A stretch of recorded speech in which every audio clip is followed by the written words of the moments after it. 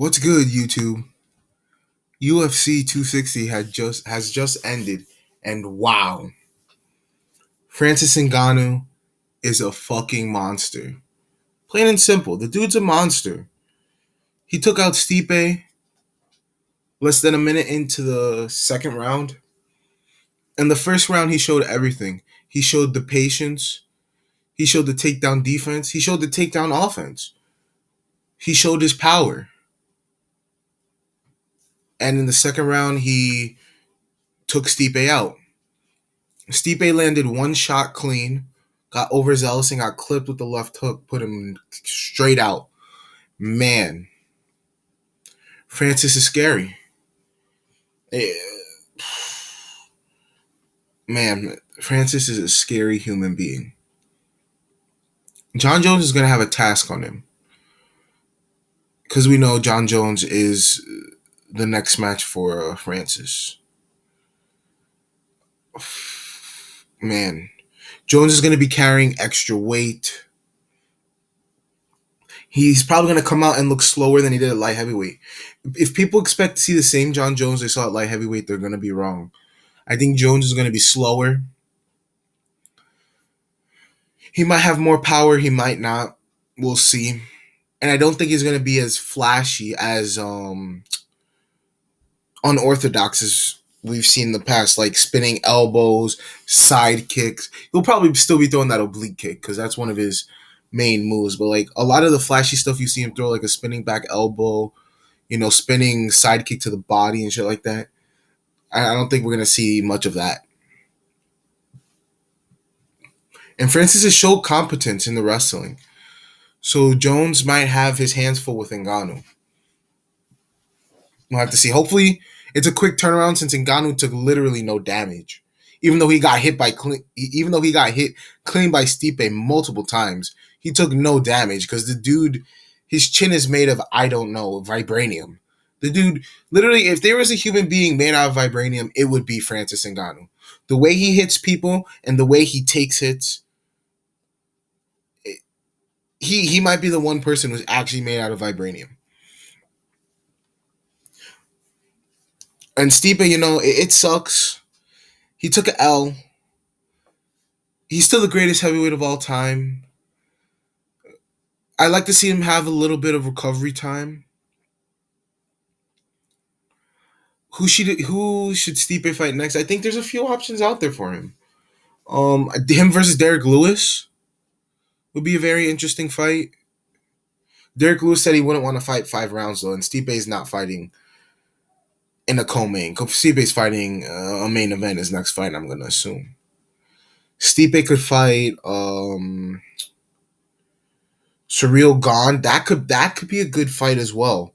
Stipe versus Surreal Gone. Surreal Gone doesn't have tremendous power.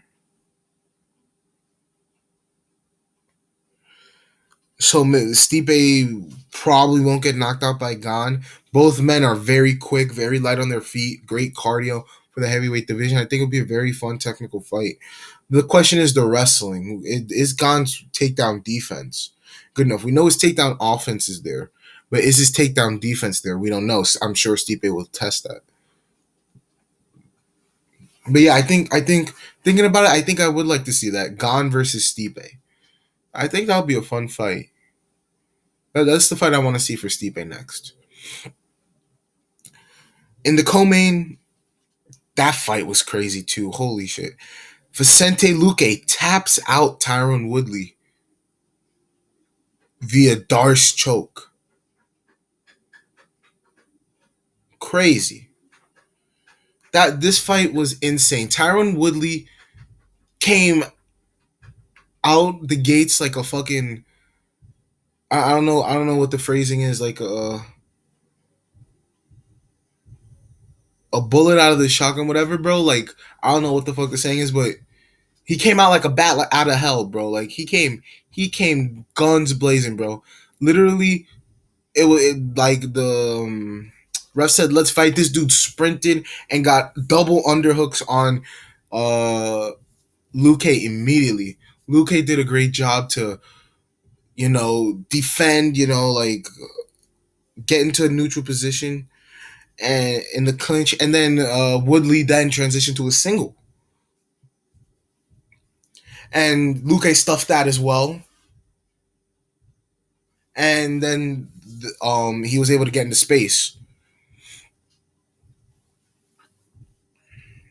Woodley was very aggressive with that overhand right. He landed it multiple times on Lucay, and once he even wobbled Lucay a little bit. But as Lucay said in the post fight interview, it led to Woodley overcommitting and overextending himself. And he overextended himself once, and Luca caught him and put him on chicken legs like crazy. Woodley was still throwing back, even though he was on chicken legs, but it was bad. He couldn't get his wits about him. It reminded me of Wilder versus Fury. After that equilibrium shot that Fury landed on Wilder, Wilder just couldn't get his balance back, and it looked the same for Tyron. Tyron couldn't get his balance back, and it led to the point where Luque was teeing off, and Tyron shot for a single, sloppy single, and Luque was able to defend it easily, and Luque actually transitioned that into a Darsh, which was very good work for him from him, and he was able to get Woodley out of there. Woodley, this was his last fight of of his contract, according to Ariel Hawani. If that's true, then I doubt the UFC will resign him. Although I believe they could use him for a lot of up and comers like Kevin Holland or Hamza Chimaev. Some up and coming dudes who, they could build their name off Woodley, but I think the UFC is just gonna release him. And or not release him, but not resign him. Like they did with Megan Anderson. And for Vicente Luque, he should be looking up. I love this is the second fight in a row he's called out Nate Diaz. I remember when he called out Nate Diaz after he beat Nico Price, and I was like, Nate Diaz will never take that fight. But stylistically, it's such a fun fight. Both men have granite chins. Both men have tremendous cardio. Both men will just punch like 1,000 times. Like these men, like they're very similar styles. The one thing that Luque has is he has. Oh, I forgot to mention they both have great jujitsu. Both have great jujitsu. I believe both are jujitsu black belts. Um, But the thing, as I was about to say, the one thing that is Luque has power. Luque has way more power than Diaz does, and I think that would allow Luque to get the victory in that fight is his power. But even though he just beat Tyron Woodley, I still don't think Nate Diaz would ever take this fight. Luque would have to do some crazy shit. Like let's say he goes out there and he fights like I don't know, like Leon Edwards and puts that dude's lights out and then maybe beats like a Mazda or something to get his name up, maybe then he could think about a Nate Diaz fight. He's a little bit away from getting Nate Diaz. Nate Diaz is only looking for money fights, big time fights and money fights. That's it. So what I think should be next for Vicente Luque, he could fight Michael Kiesa. That would be a fun fight. He could fight Leon Edwards, but Leon Edwards is looking forward in the rankings. Um, he just lost to Wonder Boy. That fight was fresh. Um, I think Kiesa is probably the fight to make. Vicente Luque versus Michael Kiesa. Two contenders looking to move up. Not old in their UFC career, but not young. Both kind of hitting their prime, hitting their stride. I think it's a good fight. One of them will have to take a step back, and one of them gets one step closer to the title. And as for Tyron, as I said, I think Tyron Woodley gets released. And then we go to O'Malley versus Almeida. O'Malley, he's really good. I mean, y'all must have forgot. I mean, after the Cheeto knockout and him claiming he's mentally undefeated and all this bullshit, y'all must have forgot. At the end of the day, O'Malley is a very unorthodox, very quirky striking, but he's so good and he's so quick. I mean, O'Malley, if his body can hold up, he can potentially be a title challenger one day, potentially even a champion. I think there are a lot of wrestlers in this division and a lot of guys who are really like high fight IQ and shit like that. and guys who hit really hard. And I don't know if his body will be able to hold up, but yeah, man, O'Malley in terms of just purely striking, he's up there. I mean, I'd say he's up there with Rob Font, Corey Sandhagen, Petrion, and Marlon Moraes. He's up there with those guys in terms of how high level his striking is. Because those are I think the top four strikers. Oh, I guess you could put Jose Aldo in there too. Those are probably the top five strikers: Aldo, Moraes, Font, Sandhagen. I don't even remember who I said, but those guys. Oh, Jan Petrion, and you could put O'Malley in that category as well. I think that's how good of a striker he is. Um, but yeah, I mean that talking about the fight, the one thing O'Malley, like I said, he showed good takedown defense because Almeida shot a couple times, if I'm not mistaken. Uh, he was landing powerful leg kicks. Almeida landed a couple leg kicks on him, didn't really affect him. He landed some powerful leg kicks back on Almeida that were hard and stiff. But the one thing I didn't like about O'Malley is what I noticed is that he throws the same things over again. I'm not saying it's a bad thing necessarily, but you see, he throws that faint uppercut 1-2. He likes to throw a lot of twos right over the top, which he clips people a lot with, and he's had two flashy knockouts with Eddie Wineland and the Contender Series knockout. So that two over the top. Um, he was spamming that spinning heel kick or spinning hook kick, whatever you want to call it, to the face. He was spamming that, and I just noticed he throws a lot of the same stuff, and especially against guys who have such high fight IQ, like Petrion and TJ Dillashaw, but the top 10 in general. But those are the two guys who come to mind when I think very high fight IQ. Dominic Cruz, another guy who has really high fight IQ. Those guys, he wouldn't be able to get away with throwing the same thing over and over again without getting countered, without having to pay. But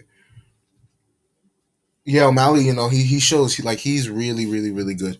Who I would like to see O'Malley fight Song Yadong. That would be a fun fight.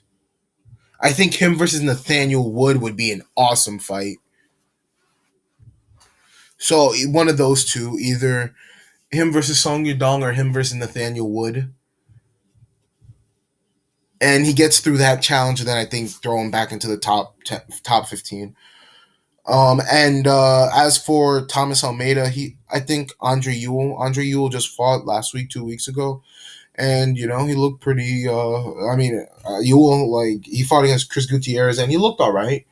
And so yeah, that's why I'd like to see Almeida fight next. A guy who isn't extremely powerful, and I just think it will be a very good fight for both men. Stylistically, I think it could become like a fight in the night or something. I think it'd be very entertaining. And then we go to Miranda Maverick. Beat Jillian Robertson. The first round, she was really just out striking her, out muscling her. In the second round, Jillian Robertson was able to take her back and just really control her. In the third round, Miranda Maverick she clearly had superior cardio, and she took advantage of that and just dominated in that third round. Very impressive. Miranda Maverick, she showed promise. She's very young. I think she's only 23 years old. I don't want to see her move up too high in the rankings. I don't know who's ranked number 12 or number 13 in that division, but that's who I'd like to see her fight. I'd like to see her get a slow build. I don't want to see her fight number 10 or number 9 and then fight number 3 and then she gets thrown into a title shot too soon. Because I think that's kind of what they did with Darren Till. He beat Cowboy, and then after Cowboy, he fought number 1 ranked Thompson, and then he won a controversial victory against Thompson, and then he got thrown in against Woodley. Same thing with Paulo Costa. Paulo Costa didn't really fight anybody. He fought Uriah Hall, and then he fought Yoel Romero. and then he got thrown into fire with Izzy. You know, UFC has a tendency of doing this, and sometimes it works, but a lot of the time it doesn't. And so, yeah, I'd like to see her get a slow build. Let her have time to develop her skills, hit her prime, before she fights someone as good as Valentina. And as for Jillian Robertson, this is 2 straight losses. This fight wasn't as bad as her last fight. Her last fight, she got dominated for all 15 minutes. This fight was a little closer, a little more competitive. But she's probably going to drop out of the top 15 now. So, yeah, I don't really know. The 125-pound division is not the most stacked division in the UFC. So, yeah, I don't know who she should fight. But yeah, she should take a step back in competition and not face an up and comer. Fight, let her fight like a let her fight an unranked girl. You know, let her try to build up a little bit. And as for Jamie Malarkey versus Kama Worthy, man, I really like Kama Worthy. I think he has a great attitude towards the sport and everything. But man, he's in his past couple fights. Well, not necessarily his last fight, because his last fight against uh, Ottoman Azatar. Ottoman Azatar hits like a brick, and even Jamie Malarkey hits like a brick. But Kama Worthy has, to me, shown to be a little bit chinny. A little bit chinny. He got a nice knockout against Devontae Smith on 6 days' notice, or however, whatever notice it was. And then he got a nice submission of Luis Pena. But in his last couple fights, he's shown to be a little chinny. A little bit. So in his next fight, I like to see him not fight a power puncher, maybe fight a grappler or someone who lacks power but has a lot of volume. Because I don't want to see him get knocked out 3 times in a row. Because I really do like Kama Worthy. Maybe trying to think, dude. The lightweight division is so stacked, it's ridiculous.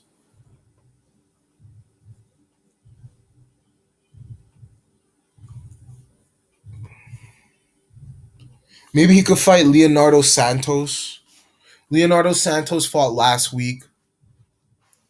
He got knocked out by Grant Dawson. Kama Worthy this week got knocked out by Jamie Malarkey. I'd like to see them both take a little bit of time off, recover their chins.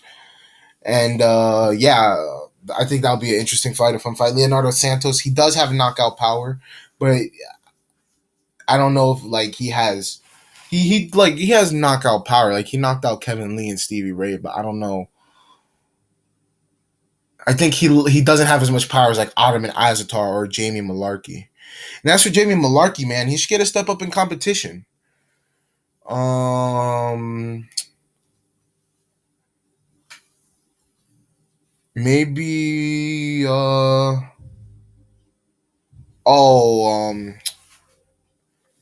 this Polish guy. I forgot. He fought on Fight Island. He was undefeated. He fought the training partner of Khamzat Chimaev. He should fight that guy. I think that'll be an interesting fight. That'll be a fun fight. See how good Jamie Malarkey's grappling has improved. And I think the striking would be very interesting.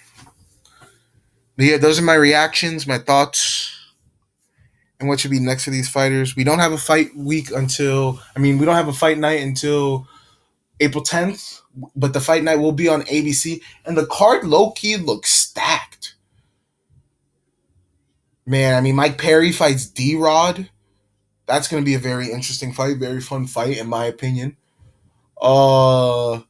We have, what's her name? Mackenzie Dern comes back and fights Nina Ansaroff, man. Last time I remember seeing Nina Ansaroff, she fought Tatiana Suarez very well. She got taken down and held down for the first 2, and then in the third round, she was beating Tatiana bad. Also on that card in the co-main, Arnold Allen versus Sodiq Youssef. Woo! I'm hyped for that fight. 2 up-and-coming prospects. You know what I'm saying? 2 guys who can throw and bang, you know what I'm saying? I'm excited for that fight. Oh, I'm excited for that fight. And obviously the main event, Till Vittori. The winner, I believe, the winner, everyone's talking about the winner or whatever. the winner of this fight shouldn't get a title shot. I believe Whitaker should be getting the next middleweight title shot already, but if he beats Kelvin Gastelum, he should definitely get the next title shot. But if Kelvin Gastelum wins, I guess you could give the winner of Vittori Till the title shot. And the winner of that fight gets the title shot. If Whitaker loses, if Whitaker wins, it's undisputed. He has to be fighting for the title next. Beats three, three fight win streak against really, really top contenders. And one thing I want to say real quick, a fight I really, really, really, really want to see in the middleweight division. I just want to address this before I call the wraps on this video. I really want to see Paulo Costa versus Jared Cannonier. The timelines fit. Jared Cannonier, I think, is coming off a broken arm from Whitaker. Paulo's out because of COVID or something. I don't really know. They said it's some flu, but not the coronavirus. Some flu, but not the coronavirus. So he's out. Um, but yeah, I'd love to see that fight. I feel like that fight would be a banger. Costa versus Cannonier, and fuck 5 rounds. That could be a co-main. That could be that. That fight could be a co-main. 3 rounds. Let them three. I mean, let them two just bang it out. Yeah, that's my reactions. That's my thoughts. Thank you guys for watching. Please leave comments down below or anything. I mean, and yeah, Francis, that dude is a bad motherfucker. I'm gone. Peace out. Bye bye.